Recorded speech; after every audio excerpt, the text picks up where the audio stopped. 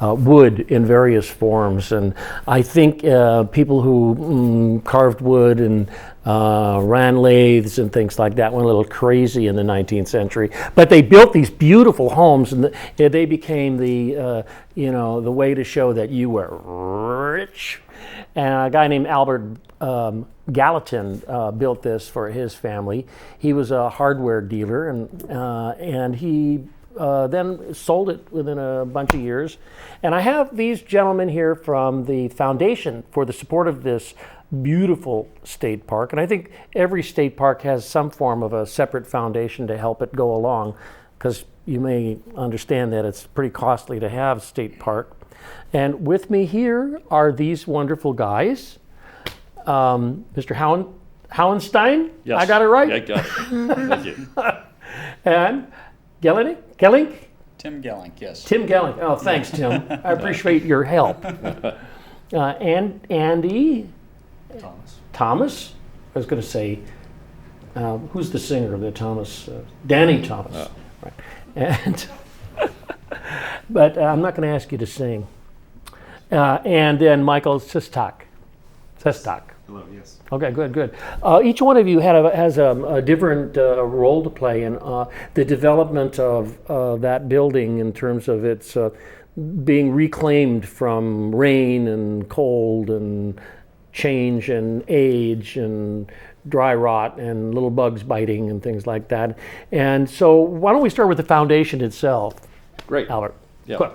Well, the foundation is just about 4 years old. And in 2012, when the state parks was going to close the governor's mansion, and it was on the closure list, the foundation modified our commitment, which originally was to support the restoration and the rehabilitation of the mansion. And in 2012, the state offered us an opportunity to enter into a partnership agreement where we pledged $135,000 to keep the mansion open and operating and serving the public. And so that was an exciting time for us. Yes. And it developed a wonderful partnership with state parks. And out of that partnership, we have just watched things grow and expand. And what we have with us today, and we're going to talk about, is the October 23rd celebration that we're going to have as a fundraiser to first time show the exterior lighting program that Mr. Sestak and his team have put in, and then to show the beautiful restoration of the third floor of the mansion that was really under the guidance of Mr. Tim here, who is the restoration specialist who found the original 1877 colors and decorations of the three rooms, great. On the three rooms that are on the top floor of the mansion: the ballroom, the billiard room, and the game room. Wow.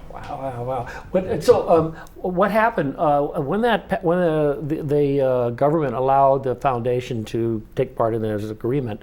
You raised some funds, and then what happened? Well, what happened was the docents at the mansion over about 25 years have raised money for restoration of the third floor. And we were embarked in a program. The only thing we could identify was the 1950s, Governor Brown era and Governor Warren era, because any restoration you do has to be historically correct. And we were embarking on using that docent money on restoration to the 1950s when Tim did his discovery of the original 1877 colors and wall decorations, and we said, all stop. And the foundation then, who now had responsibility for the docent money, said, yes, we got a project, let's do it. And this has just led to exciting times for us. It must have been really exciting, and it's kind of a mini experience. I was in Rome at the Sistine Chapel when they had done a half of the Sistine Chapel cleaning back to where it was, and actually they had found that someone had, it was too bright for the 18th century, so they actually put some brown coating on all of the thing, and so it disappeared. But now it just shimmers with life that Michelangelo painted it. And what happened? How did you find that happen? Well, basically we began by going to restore the entire third floor of the governor's mansion there to the Brown and Warren era, and through fixing the plaster and mucking around up in the attic, trying to adhere the broken plaster pieces up, we found some of the original paint colors from the ceiling, and noticed that there was quite a few areas of line art, I guess. line art, yeah. Something like what the Capitol has. And so that got us curious, and we started looking around at the walls, and we started finding some hot pink colors. And at that point, we knew we had something special. And I went to my superiors and said, "Hey, you might want to take a look at this." It looked pretty unusual, and the entire third floor now, all recreated how it was in the 1870s, is just fantastically beautiful. It has some floral patterns and three-dimensional line art that they call trompe-l'oeil. You see it a lot at the state capitol, a little bit of the Crocker. The Crocker entry has that. So it's a complete restoration. Some of it is recreated because there was so much damage to the original fabric of the building. Yeah. So then how did Andy and Tim, how did you guys get it? Andy and, did I get that right? Andy, Mike, and Michael. Yeah. How did you guys get involved in that? What happened? I at one lunch at Luca Restaurant, I ran into Kathy Taylor and Ruth Gottlieb from the foundation. Two people I know, yes. Very nice ladies in town, and it was, what do you do? How can you help? And I said, well, we might be able to help provide some lighting for your building. And there, the kernel of the story was born. Many discussions down the road. It took quite a time to kind of get how we were going to do this. Yeah. Well, it's kind of being creative with all of these designs in the building. The designers. And then what, Andy? What did what role did you play? Well, once Michael made the initial introductions, we kind of put our heads together. Our group here in Sacramento. We've started up a local chapter, the California chapter of the Association of Outdoor Lighting Professionals. Yes. So we were able to pool our resources and put our design brains together and kind of figure out how we can tackle this project, turn it into a promotion for us, our individual companies, because we're all lighting designers. How can we help out the community, help out ourselves, and bring awareness to good lighting and do the whole thing in this nice charitable way, and really bring it out to everybody to see. Well, it's a good California thing. People coming and saying, "Hey, this is our state. We live here. We're going to do this." So you brought us some slides of this thing. So can we have a look at that slide now? Oh, please do. The pictures are marvelous. All right. So it tells a story. It's the work in progress. Million words. Here we go. Okay, there it is. Wow. That's our beautiful mansion. That's fabulous. Italianate Second Empire is the style of the building.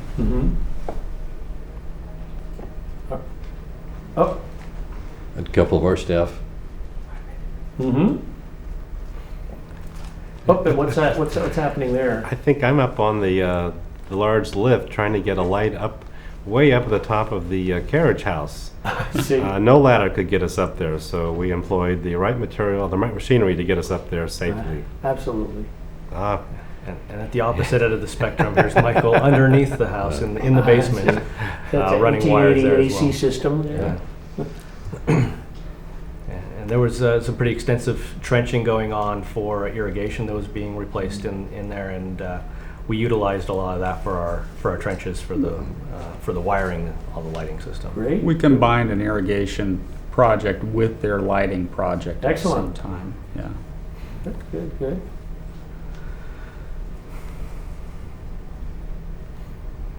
And that's the carriage house. Carriage house. Wow. And then this is the view of the carriage house from the top of the building, from the third, from the roof of the third floor. That's really gorgeous. Looking you see down. Up against the, first it's Californian. You see that old palm tree up there. And that's an example, Ray, of what people are going to see on October 23rd when Governor Brown flips the switch that turns on the exterior lighting, both for the carriage house as well as for the mansion itself. Great. This is probably the best example of the governor's mansion in its looking the best it can at night, yet it's, the old in front and the modern cityscape behind. So they do live together, they shine together, and I can't wait to show the rest of the building on the 23rd. Great, okay. Great, and there's that carriage house again. It's really gorgeous. Oh, and what's that? That's the horse head over the doorway that would have led into the carriage house. Ah, it tells you what this is. Doesn't say Exactly. carriage house, but you get it. Yes. That's our museum store and ticket sales area. Great. Whoa. The this is swimming a- pool that was put in for Governor Brown in the 1950s. Yeah. Friends of Governor Pat Brown, August 1950. Was that 59, I think? Wow. Okay. Many people don't know you can go and tour this place. It's open Tuesdays, it's closed on Monday, Tuesdays, Wednesday through Sunday. First tour at 10 o'clock, last tour at 4 o'clock. Let's see. All right. Look at that. Oh my goodness. That's the entrance hall to the mansion. It is a mansion. It's a picture through the formal parlor. Mm-hmm. I'd say Kennedy was there. Mr. Kennedy visited Governor Brown to seek his endorsement when he was running for president. Yeah, I'm sure he did. And Virginia then, Knight. Sinatra? What was he seeking? There's some of the pictures of some of the gowns that hit the first ladies of the mansion. Wow. Yeah, 13 governors' families lived in the mansion from 1903 to 1967. And this is some of the carpet that was chosen in 1870s pattern for the third floor. Mm-hmm. So the first two floors are devoted to the governors. The third floor is devoted to Albert Gallatin in the original period. That period, I see.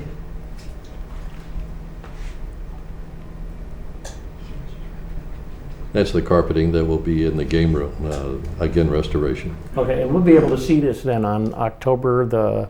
It should be all installed by then. Okay, That's our great. plan. Okay, good. And that's a beautiful scroll work that Tim was talking about.